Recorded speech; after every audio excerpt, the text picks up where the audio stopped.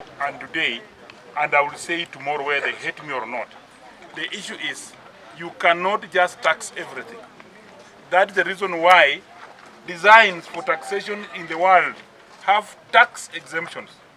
Kenya as a government, we have a tendency of taxing everything, including taxing things that come to assist the people living with disability.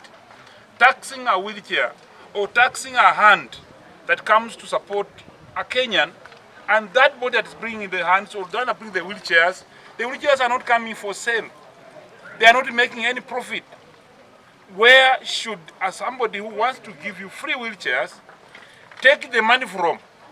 First, purchase for you wheelchairs in UK or US or where, and then two, look for his money to pay you as a government so that he brings to your people in Kenya free of charge. We have said time and again, and I told Mbadi and I will still tell Mbadi again, that please, can we exempt things that come in this country to assist those who are physically challenged, the disabled people? It's not only the wheelchairs and arms. Even books that come to schools that are physically challenged should not be taxed.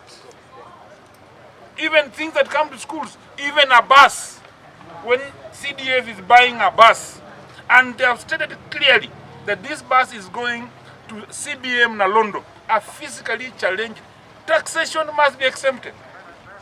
That is the way we are speaking to our government. I'm not here always to be speaking against the government. It should not be my tendency.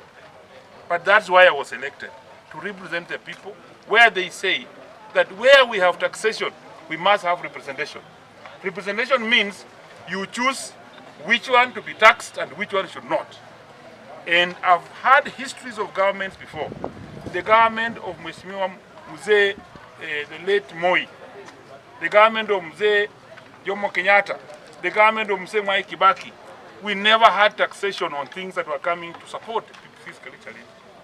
It hurts us more to see that AMOC has to look for money to pay to this government in form of tax, to receive things that are coming to be given to people free of charge. These people don't have money. They are very poor people in the villages. They cannot buy. We are not selling them so that we can tax them. That is why I say taxation. The tax regime should be considered and be checked in. The powers that the minister has over taxation is our problem. By law, we have exempted so many things. You know that. You know what we have exempted. We all know what we have zero rated. But the minister has the powers to tax. The only thing that now where he comes in as an excuse says, after I tax, you can claim it back. You know, why do you want what we have already exempted as parliament? Why do you tax it and it becomes the powers of the one taxed to write and prove that that material was not for sale?